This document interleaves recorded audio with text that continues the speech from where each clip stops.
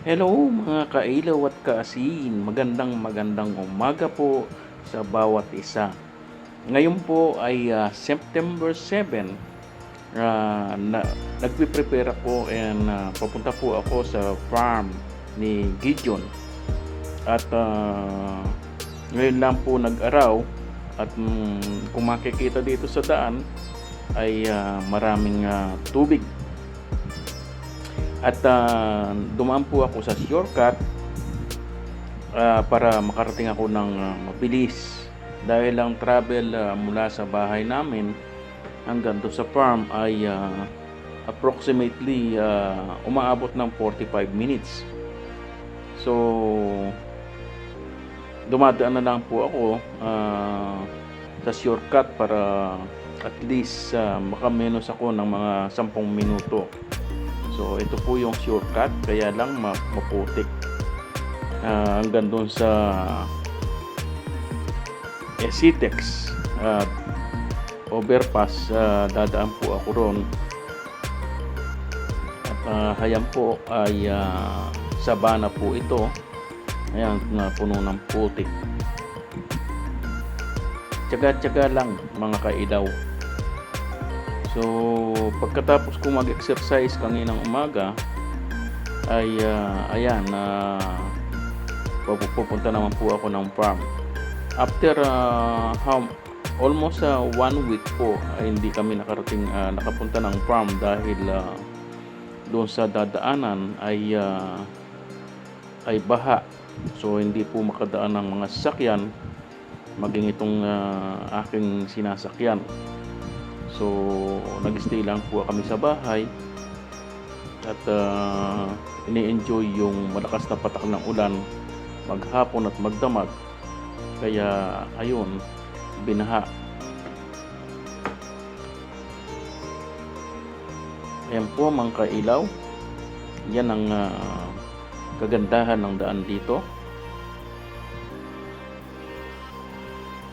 Yan. Buti malakas itong aking sinasakyan.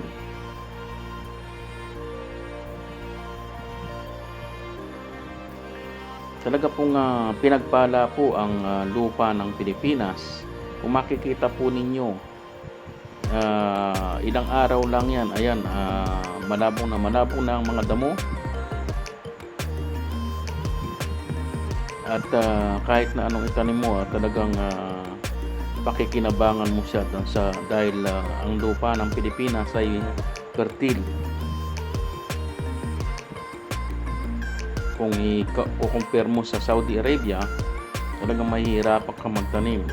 I mean, bumuhay ng mga halaman.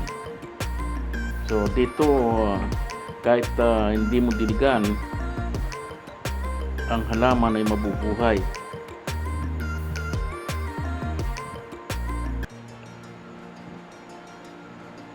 Yan po, makikita po ninyo itong mga nagtanim sila ng mga halaman, mga pakikinabang halaman, talong, sitaw,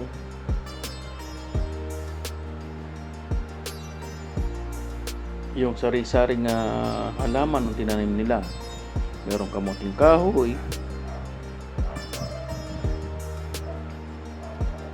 mga sili, ampalaya. Kaya dito po sa lugar namin ay mura po ang bilihan ng mga talbos-talbos ng halaman. Kaya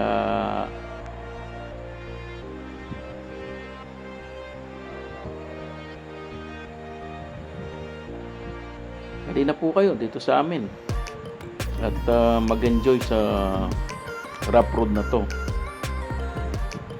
Malayo pa po ako doon sa ayun, natatanaw na yung ginagawang bahay na malaki na American citizen yung may-ari. At napakalaki po pala itong bahay na ginagawa nila. At ito po ay malapit sa Esitex, sa overpass ng Esitex. So malapit na po ako sa overpass ng Esitex. Paglampas ko po sa bahay na malaki na yan, ay kakanan po ako at dadaan doon sa SCTEX. Magko-cross po ako, overpass po yun ng SCTEX. Papunta doon sa bayan ng Barangay Motrico. So pagkatapos ng Barangay Motrico ay ang susunod ay Barangay Comillas, tapos Barangay Bantog, tapos ang susunod noon ay Barangay ng Kaluluan, and then Barangay Santa Monica. Ito po ay sakop ng Concepcion, Tarlac. At dito po ginawa yung diversion road from Tarlac to Nueva Ecija, na San Antonio po ang lusot ng diversion road na yon. Pero pag ganitong tag-ulan ay wala pong nakakadaan doon dahil nagpuputik yung daan. Ang pwede lang pong dumaan doon ay mga traktora. Itong mga sasakyan namin na to ay hindi po pwede unless na ang even yung sasakyan na 4-wheel drive ay hindi po siya pwede dahil yung daan na ginawa na yon ng diversion road, hindi pa po siya nasamiento. Ang ginamit na lupa ay lahar, kaya hindi pwede yung 4-wheel drive na sasakyan ng mga pickup. Ito po, nag-a-approach na po ako ngayon. Nag-turn right na ako. Nag-a-approach na po ako dito sa dito sa NLEX. Magko-cross po ako. SCTEX. Hindi po pala NLEX, SCTEX. Yan, aakit ako ng tulay para makalipat po ako ng highway, itong SCTEX nga.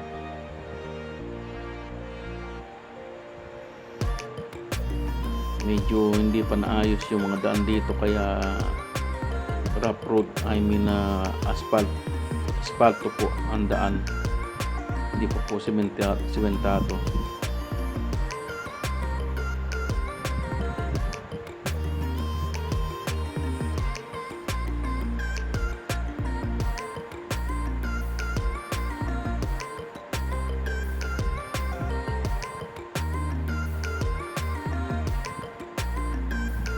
Ayan po ang daan paakyat. Ayun, nakikita ko na yung ng SCTEX. Ayan po yung arko. Dadaan ako sa loob.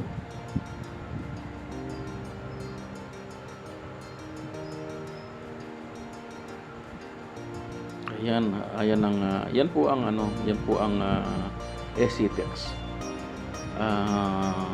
Overpass po ng SCTEX, at sa ilalim po nito ay ang mga papuntang Tarlac at papuntang Manila. So ito pong lugar na ito ay dating taniman ng mga tubo, pero kukunti na lang yung mga nagtatanim ng tubo dito sa Hacienda Luisita, dahil po tatanggalin na raw yung sentral. Ililipat na, nabili na ng Ayala. So tinatayo na yung mga building ng Ayala dito, kaya mapapamahal ang lupa.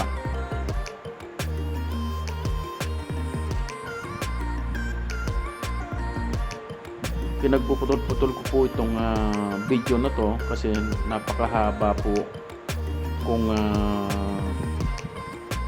i-continue ko.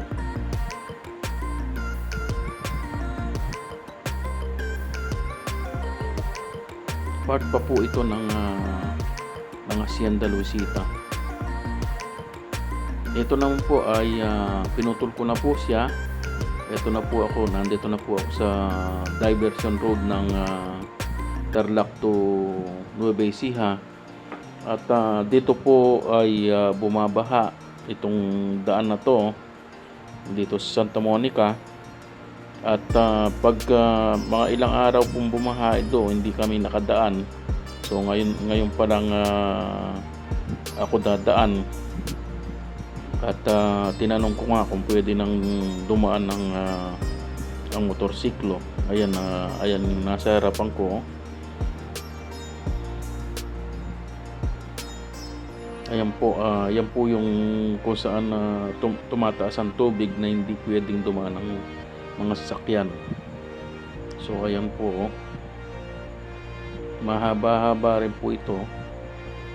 Kung minsan umaabot ng kalahating kilometro ang haba ng tubig dito sa lugar na to, sa daanan ng mga sasakyan. So ayan po, inaabot po yung paa ko sa tubig or I mean ng tubig. At yan, iniingatan ko po baka mabasa yung aking spark plug at tumirik ang aking motorsiklo.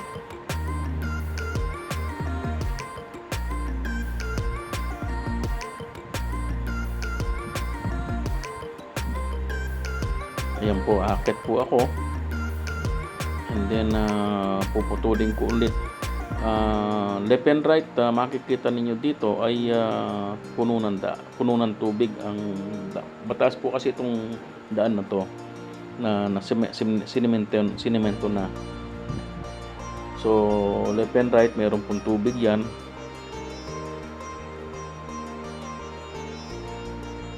Mahaba rin po itong ano na to. So ito po, nandito na po ako sa Gideon's farm. Yan ang 1.5 hectare na fish pond niya. Ito po ay baha, lumubog po siya. Yan yung solar na para sa water pump. So yan po yung tagapagtrabaho niya. At ito po yung bahay na itinatayo. Yan po yung hatchery.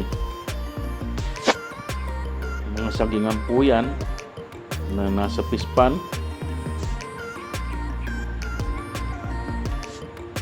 Yan yung bagong tayong fish pond.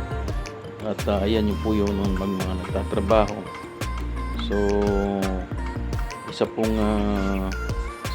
pong bahay na up and down ang nakatatayo. At yan po yung mga talong na isa sa mga halaman na dito na itinanim namin. 1,500 pieces. Pwera po yung mga siling labuyo, at saka siling verde, at saka yung mga papaya. So ayan po, temporary po yung nakikitang tirahan na yan. Ito po yung talagang itatayo. Yan, may awa ang Diyos. Ito po matatapos. At tumaasa kami na ipoprovide ng Panginoon ang pinansyal na pangailangan para dito sa business na ito. So umaasa po tayo sa biyaya ng Panginoon at wala po tayong ipagmamalaki dito, kundi tayo po yung mga pinagkatiwalaan na maging ingat yaman. At ito pong fish pond na ito ay para po sa gawain ng Panginoon, hindi po para sa amin.